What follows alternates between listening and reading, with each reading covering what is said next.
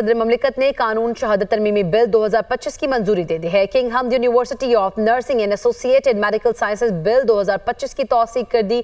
सदर ममलिकत ने national commission for minorities rights bill 2025 की भी मंजूरी दे दी है। सदर ममलिकत ने दानिश स्कूल्स अथॉरिटी बिल 2025 सूबाई मशावरत की जरूरत के पेश नजर नजरसानी के लिए वज़ीर आज़म को वापस भिजवा दिया।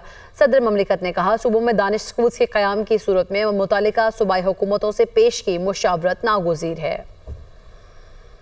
Justice Tariq Jahangiri degree case में पेशरफ। जस्टिस तारिक जहांगीरी का हाई कोर्ट की कार्रवाई वफाकी आईनी अदालत में चैलेंज करने का फैसला। जस्टिस तारिक जहांगीरी ने 3 सीनियर वकुला पर मुश्तमिल कानूनी टीम भी तश्कील दे दी। अकरम शेख और बैरिस्टर सलाउद्दीन हाई कोर्ट में जस्टिस जहांगीरी केस की पैरवी करेंगे।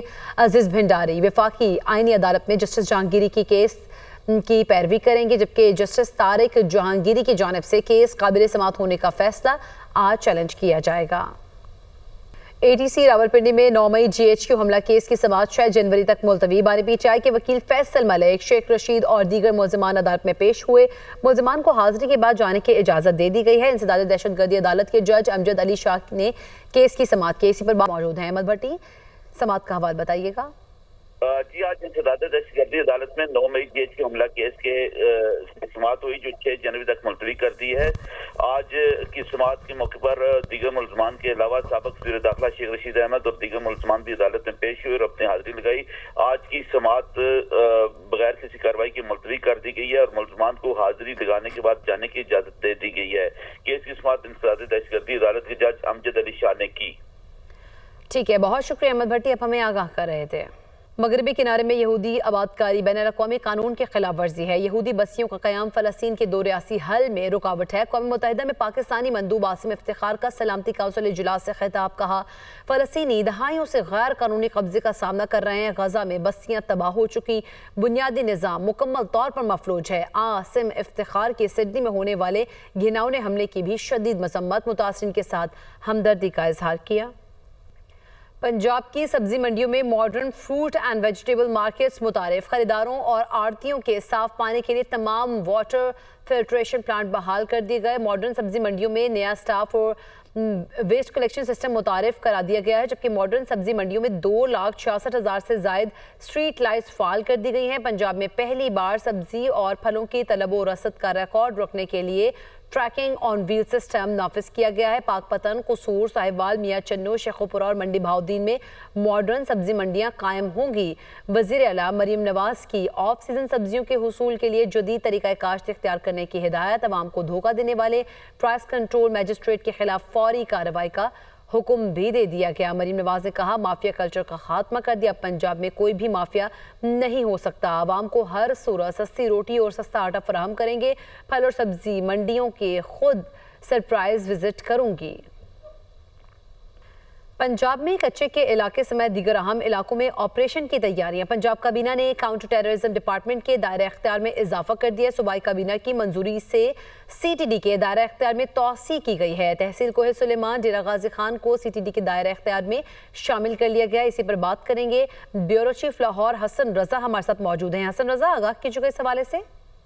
देखिए, पंजाब में कच्चे के इलाके में दीगर अहम मकामात और अहम इलाकों के हवाले से बहुत सारे जो है पंजाब पुलिस को मुश्किलात का सामना था, जिसको देखते हुए पंजाब हुकूमत ने काउंटर टेररिज्म डिपार्टमेंट के दायरा इख्तियार को मजीद बढ़ाते हुए इसको मजीद स्ट्रेंथ जो है करने का फैसला किया है और सूबाई काबीना की मंजूरी से काउंटर टेररिज्म डिपार्टमेंट के दायरा इख्तियार में तोसी कर दी गई है। तहसील कोहे सुलेमान डेरा गाजी खान को CTD के दायरा इख्तियार में शामिल कर लिया गया है। तहसील DSQT एरिया राजनपुर भी CTD डेरा गाजी खान के दायरा इख्तियार में शामिल किया गया है। CTD डेरा गाजी खान का दायरा इख्तियार अब DG खान पुलिस रीजन के तमाम अजला पर मुहित होगा और DG खान पुलिस रीजन में डेरा गाजी खान, मुजफ्फरगढ़, लिया और राजनपुर शामिल किए गए हैं। हालिया फैसले के तहत 27 सितंबर 2019 के साबका नोटिफिकेशन में तरमीम कर दिया और इसके बाद जो है कच्चे के इलाके में दीगर अहम मकामात पर भरपूर तरीके से काउंटर टेररिज्म डिपार्टमेंट जो है वो ऑपरेशन करेगा और उसकी बाकायदा तौर पर तैयारियां करके भरपूर तमाम मामला को भी क्लियर कराने के अहकाम जारी कर दिए गए हैं। बहुत शुक्रिया हसन रजा, हमें आगाह कर रहे थे। आगे बढ़ते आपको बताएं कि लाहौर में धुंध हद निगाह में बेहतरी के बाद मोटरवे M2 को ट्रैफिक के लिए खोल दिया गया, जबकि लाहौर सियालकोट मोटरवे भी खोल दी गई है। मजीद तफसीलात जानेंगे दुनिया न्यूज़ की नुमाइंदा सामिया सईद से। सामिया, बताइएगा इस वक्त क्या सूरत हाल देख रहे हैं? M4, M5 और M11 तक क्या सूरत हाल है? क्या उनको भी खोल दिया गया मुकम्मल तौर पर? जी बिल्कुल, अगर बात की जाए तो सुबह सवेरे जो थे वो धुंध के डेरे बरकरार थे, जिसके बायस मोटरवेज को जो है वो मुख्तलिफ मकामात से बंद कर दिया गया था। मगर जैसे ही सूरज निकला है, मोटरवे M2 को जो है वो ट्रैफिक के लिए खोल दिया गया है। इसी तरह हद निगाह बेहतर होते ही जो है वो लाहौर से आलकोट मोटरवे को भी खोल दिया गया है, जबकि मुख्तलिफ जो मोटरवेज हैं वो मुख्तलिफ मकामात से बंद है। अगर बात की जाए मोटरवे M3 की, तो वो फैजपुर से रजियाना तक बंद कर दी गई है। इसी तरह मोटरवे M4 जो है वो भी पिंडी भटियां से मुल्तान तक बंद कर दी गई है। मोटरवे M5 को भी मुख्तलिफ मकामात से बंद ही रखा गया है।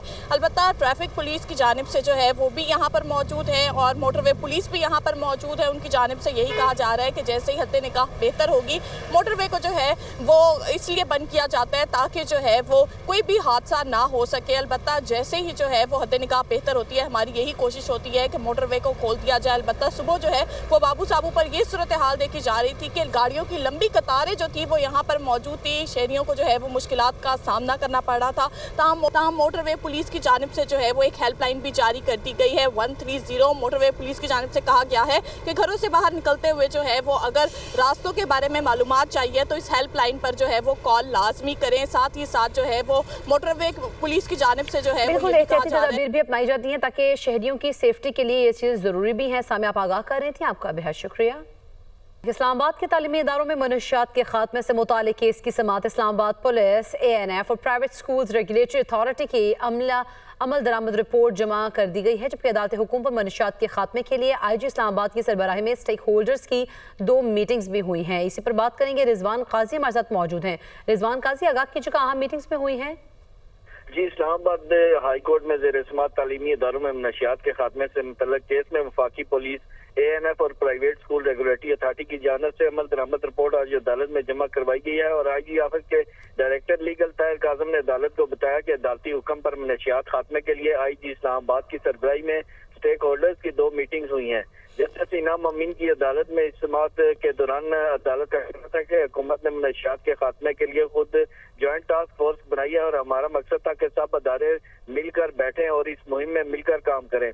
सिर्फ मीटिंग नहीं बुलानी, इस पर अमल दरामद करके दिखाना है। और इस दौरान समाअत ANF के प्रोसिक्यूटर राना जुल्फकार ने अदालत को बताया कि मनशियात के खात्मे से मुतल्लिक हर प्राइवेट तालीमी अदारे में एक फोकल पर्सन तैनात कर दिया गया है और हर माह तालीमी अदारों में मनशियात के खात्मे से मुतल्लिक मीटिंग्स होंगी। और इस मौका पर पैरा हुकाम की जानब से अदालत को बताया गया कि तालीमी अदारों में मनशियात के खात्मे से मुतल्लिक पैरा ने प्राइवेट तालीमी अदारों में मुहिम की है और 9 दिसंबर को 100 तालीमी अदारों पर के नुमाइंदों पर मुश्तमिल टीम बुलाकर आगाही मुहिम चलाई गई है। और प्राइवेट स्कूल जो रेगुलेटरी अथॉरिटी की तरफ से ये भी अदालत को बताया गया कि हर स्कूल में फोकल पर्सन पर मुश्तमिल कमेटी बन गई है। जस्टिस इनाम अमीन मिनाज ने कहा कि नशियात के खात्मे से मुतल्लिक पैरा आगाही मुहिम को चैनल पर चलवाए और अभी तक मैंने तो कोई भी रिपोर्ट चैनल पर चलवाई, ये भी कहा गया है। रिजवान काजी आगाह कर रहे थे, आपका शुक्रिया।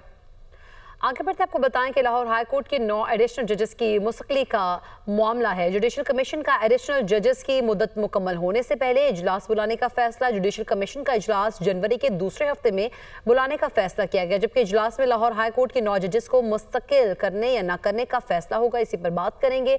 मोहम्मद अशफाक हमारे साथ मौजूद हैं। जी मोहम्मद अशफाक, आगाह कीजिएगा, इजलास में मजीद क्या अहम फैसले होंगे? जी बिल्कुल, लाहौर हाई कोर्ट के 9 एडिशनल जजेस का ये मुस्तकली का मामला है और इस सिलसिले में जुडिशल कमीशन का एडिशनल जजेस की मुद्दत मुलाजमत मुकम्मल होने से कबल ही इजलास बुलाने का फैसला किया गया है। इजलास जनवरी के दूसरे हफ्ते में chairman judicial commission Yahya Afridi की जेर सदारत होगा और इससे पहले लाहौर हाई कोर्ट के 9 एडिशनल जजेस की कारकर्दगी से मुतल्लिक रिपोर्ट जुडिशल कमीशन को अरसाल कर दी गई है। जो रिपोर्ट भिजवाई गई है उनके मुताबिक लाहौर हाई कोर्ट के जस्टिस हसन नवाज मखदूम ने 10 माह में 7 रिपोर्टेड जजमेंट जारी की हैं। जस्टिस मलिक वकार हैदराबाद ने 17, जस्टिस सरदार अकबर डोगर ने 11, जस्टिस एहसन रजा काजमी ने 19, जस्टिस जावेद इकबाल वैंस ने 22, जस्टिस जवाद जफर ने 17, जस्टिस खालिद इसाक ने 18, जस्टिस मलिक अवैस खालिद ने 15 और जस्टिस सुल्तान महमूद ने 12 रिपोर्टेड जजमेंट जारी की हैं और इन फैसलों को अदालती नजीर के तौर पर देखा जाता है।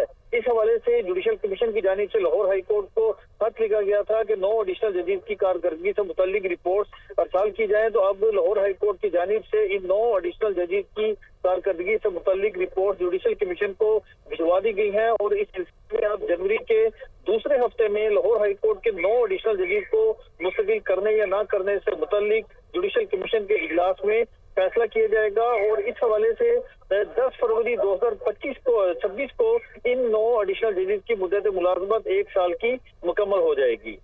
जी बहुत शुक्रिया मोहम्मद अशफाक, आप हमें आगाह कर रहे थे।